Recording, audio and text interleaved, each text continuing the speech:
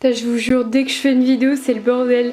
Tant qu'à faire, j'en ai mis là-bas, j'en ai mis là, j'en ai mis là, enfin... Ouais, enfin c'est bien, ouais. Je me dis, je vais faire une vidéo, je vais me boucler les cheveux et ça se voit pas. Crotte. Voilà les résultats du sondage que je vous ai mis sur les dernières vidéos, les Potterheads, c'est en force. Aujourd'hui, comme vous l'avez vu dans le titre, je vais faire une vidéo où je vous présente mes fournitures scolaires et je vais essayer de faire un format un peu différent parce que quand je regarde sur YouTube, la plupart du temps c'est des toutes nouvelles fournitures, trop belles, toutes roses et tout. Et je me dis mais moi je fais pas comme ça, je fais en sorte de récupérer ce qu'il y a déjà. Je vais essayer de vous montrer dans cette vidéo moi ce que je fais pour éviter de trop dépenser parce que c'est bien de faire la youtubeuse beauté qui a toujours des belles affaires mais non. Non, juste non en fait. Le but de l'école c'est pas d'être chic, classe et tout, c'est d'apprendre et on n'a pas besoin de belles fournitures pour apprendre, donc c'est ce que je voulais vous montrer aujourd'hui. Je vais vraiment vous montrer tout ce qui pour moi est vraiment utile au lycée, sachant que maintenant j'ai déjà fait un an donc je sais ce qui me va et ce qui me va pas, donc voilà, vous allez tout voir dans cette vidéo. Avant de commencer, comme d'habitude, je voulais vous remercier pour le nombre d'abonnés qui ne fait qu'augmenter. On a atteint la barre des 1500 abonnés et on l'a fait en 4 jours. Donc vous êtes des malades. Si vous n'êtes toujours pas abonné à la chaîne et que vous aimez ce que je fais, n'hésitez pas à le faire et à me suivre sur mes réseaux où je vous montre toujours où j'en suis dans mes vidéos.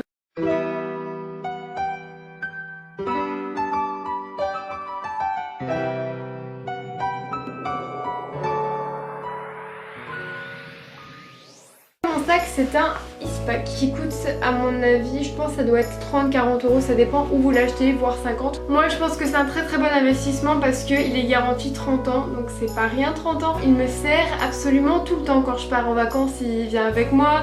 Quand je vais au parc, je dois ramener de la crème solaire, il vient avec moi. Enfin c'est un sac qui me sert à tout, mais essentiellement pour les cours. 30 ans sans acheter un sac, ça fait des économies. Ça veut dire que il vous coûterait 2 € par an. J'ai pas vu l'utilité de le remplacer depuis que je l'ai en 3ème, donc ça va faire la 3ème année que je l'ai. Moi je vous conseille quand vous prenez un sac de cours d'en prendre un vraiment assez uni, voire noir, gris, blanc, des couleurs qui vont vraiment rester avec vous et qu'il n'y a pas un moment elles vont vous dégoûter ou quoi. Alors dessus j'ai un porte-clés caca que j'ai reçu à mon anniversaire l'année dernière et je voulais absolument le mettre sur mon sac parce que du coup ça permet de le reconnaître.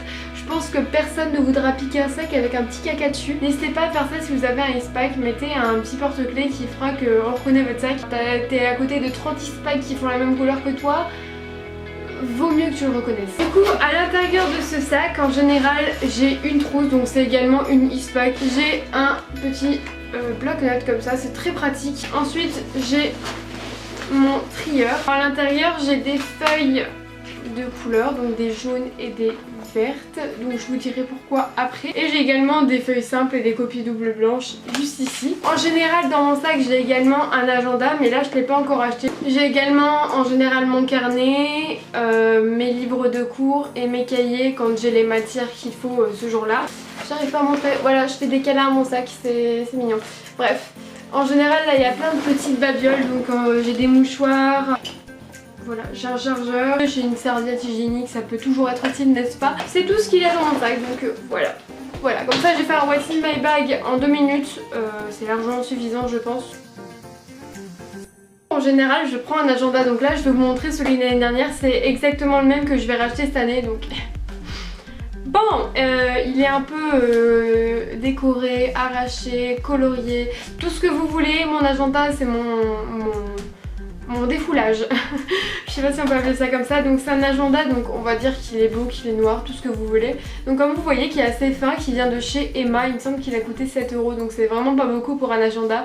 C'est que c'est ensemeigné, je ne sais absolument pas si vous allez voir. On a lundi, mardi, mercredi, jeudi, vendredi, samedi en tout petit et dimanche en tout petit. Donc ça me permet de mieux m'organiser qu'il y a un agenda où il y a un jour par page. Je préfère voir tout ce qu'il y a à faire dans la semaine et la semaine suivante que tourner plein de pages et tout. Enfin, je trouve ça tellement pas pratique. C'est le seul beau semainier que j'ai trouvé. Si vous voulez, si vous n'avez pas de Emma près de chez vous, je sais que en général Action font des semainiers qui sont pas mal. Là j'ai des classeurs, donc 5 classeurs. dont un que j'ai réutilisé. Donc en fait en général moi ce que je fais c'est que je réutilise des classeurs parce que j'estime que les cours qui sont à l'intérieur, il y a bien un moment ils ne me serviront plus à rien, et c'était le cas pour celui-là où je crois que j'avais des cours de 3ème dedans. Il est un peu sale mais je m'en fous totalement parce que mes classeurs restent chez moi. Comme vous voyez, les intercalaires qui commencent à partir de là, c'est des réutilisés, c'est-à-dire que les 6 premiers j'en avais sûrement besoin pour un autre classeur et j'ai pas eu besoin des 6 derniers, donc je les ai récupérés pour éviter d'en racheter. S'il faut, j'irai piquer un intercalaire d'un autre classeur pour le mettre dans celui-là si jamais j'en ai besoin, enfin... Il n'y a pas de problème, hein, je m'arrange. Donc voilà, ça c'est un classeur de français. Donc en général dans les classeurs, ce que je mets c'est des intercalaires que j'avais en trop dans d'autres classeurs. Donc c'est pour ça qu'en général ils sont dépareillés par accord. Mais je m'en fous. Voilà, je m'en fous totalement. Le principal c'est qu'ils séparent mes chapitres. Et voilà, on a un classeur de géographie, de SVT, de sciences physiques et d'histoire. J'ai décidé d'en prendre des durs, vous voyez genre avec la couverture dure, parce que quand vous voulez les mettre debout sur une étagère, je sais pas si vous avez déjà fait l'expérience, mais en général ils se cassent la gueule les autres. Donc ça a dû être un premier prix Carrefour, j'ai dû le payer 1,50 et 1,50 c'est largement suffisant pour un classeur. Ici j'ai un grand classeur, un nouveau grand classeur pour mes cours que je vais taper à l'ordi. J'ai français, enfin histoire, géo, anglais, espagnol, bref toutes les matières que je peux taper à l'ordi. Voilà à quoi ressemble le classeur de l'année dernière où j'ai tapé tous mes cours. Je m'en fous dans l'œil donc c'est génial. Voilà quand il est vide et voilà quand il est plein. Je suis faible, je suis faible. Bon bref, le classeur que je vous ai présenté, le bleu, même le violet, en fait viennent d'Action. J'ai des feuilles simples, des copies doubles, j'ai des feuilles vertes et des feuilles jaunes. L'année dernière j'ai utilisé des répertoires que je n'ai utilisé que jusqu'en octobre et ça m'a saoulée, où j'écrivais tout le vocabulaire, les trucs à apprendre en anglais et en espagnol. Du coup cette année j'ai décidé que les feuilles vocabulaire seraient en vert, c'est-à-dire que tout ce que je dois apprendre, tout ce qui est important, j'écris sur des feuilles vertes. Comme ça, je les reconnais, c'est pas qu'une vulgaire feuille qui traînera parmi tant d'autres. Je sais que celle-là est importante, il faut que je la prenne. En dessous, vous avez des feuilles jaunes. Les feuilles jaunes, ce sera absolument pour les cours qui devront me suivre jusqu'à la fin de l'année. C'est-à-dire que quand je vais ranger par exemple les feuilles d'histoire-géographie, si dedans j'ai une feuille jaune, je sais qu'elle doit rester impérativement dans mon trieur pour que je puisse la repérer et la prendre. Par exemple, si en histoire géo j'ai de la carto c'est toujours la même chose pour toutes les cartes, ça marche pareil. Donc c'est important de garder ces feuilles là. Je sais pas, en sciences physiques pour les formules, ou alors en français pour les figures de style, c'est toujours les mêmes. Pareil en sciences physiques, c'est toujours les mêmes formules. Donc c'est intéressant de les savoir par cœur et tout au long de l'année. Ensuite évidemment j'ai du papier millimétré, donc c'était le même que j'avais en 3ème et en seconde parce que j'ai pas utilisé toutes les feuilles. Si j'en ai besoin, j'en rachèterai. Mais pour l'instant il n'y a aucun intérêt à racheter des feuilles parce que j'en ai encore. Ensuite j'ai également un tas de pochettes et sachez que tout ça je ne l'ai pas acheté. Je l'ai repris de tous mes classeurs, c'est-à-dire que tous les classeurs où j'ai viré les feuilles, j'ai récupéré les pochettes. Mais j'ai décidé même de ce point là de faire des économies, donc cette année je vais essayer le moins possible de mettre mes feuilles dans les pochettes parce qu'en général c'est ce que je faisais. Mais je vais essayer de les percer avec ça et du coup comme ça j'évite de gaspiller des pochettes plastiques parce que c'est bien mais c'est du plastique. J'ai ma blouse, ici c'est une taille 38, enfin vous en trouvez partout. En général les gens oublient leurs gants quand on fait des TP et tout, qu'on a besoin de nos gants. Si vous avez des poches à votre blouse, mettez-les dans vos poches. Comme ça, vous les oubliez pas et ça peut être très pratique quand on dit sec à cœur d'avoir des gants. Ici, j'ai 3 classeurs. J'en ai pris un pour l'EMC parce qu'en fait, l'année dernière, j'avais pris un porte-vue pour l'EMC. Finalement, j'avais utilisé que 10 pages. Donc je me suis dit, autant tout mettre dans un mini classeur. Après, ça dépend vraiment de vos profs, mais en général, on note pas beaucoup en EMC. Après voilà, comme je vous dis, ça dépend de vos profs. Ensuite j'ai également un deuxième mini classeur pour l'HVC et le tutorat.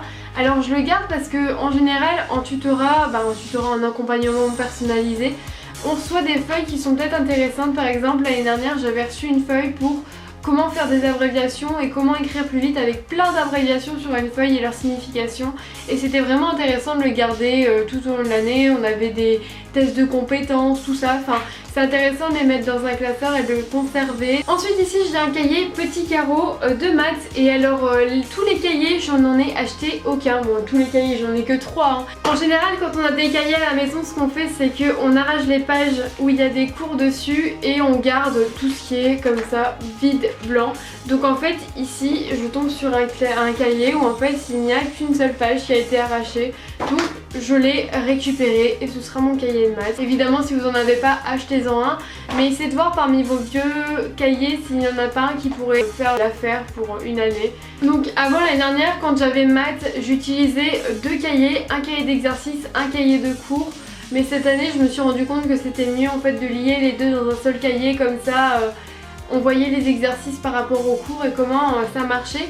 Du coup je me suis dit que les cours iraient sur des feuilles vertes et je vais les agrafer en haut des pages, comme ça en fait derrière il y aura les exercices qui correspondent aux cours. Ensuite ici j'ai 2 cahiers grands carreaux que j'ai recouverts avec des vieux protège-cahiers qui sont vieux mais ils sont encore utilisables. Ici j'ai un cahier 29 x 21 et là j'ai un 24 x 32, donc je m'en fous en fait.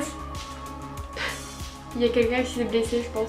Je veux dire, moi personnellement je m'en fous totalement que entre guillemets il soit dépareillé, il soit pas pareil, parce que les deux matières sont différentes. Ici c'est un cahier en fait qui me fallait en 4ème et en fait qui était trop petit, absolument jamais utilisé. Encore une fois il me semble qu'il n'y a qu'une page qui a été arrachée. Oui, c'est la page de garde où il y avait écrit la matière d'avant. Il me servira sûrement pour espagnol je pense, celui-là. Ici du coup j'ai mon nouveau cahier d'anglais. Alors pareil ici il y avait 140 pages, par contre dedans là il y a un petit paquet de pages qui ont été arrachées, mais ça me servira encore une fois tout au long de l'année. Je veux dire il y a encore un nombre très suffisant de pages, je crois qu'il y a 90 pages, donc c'est un cahier normal.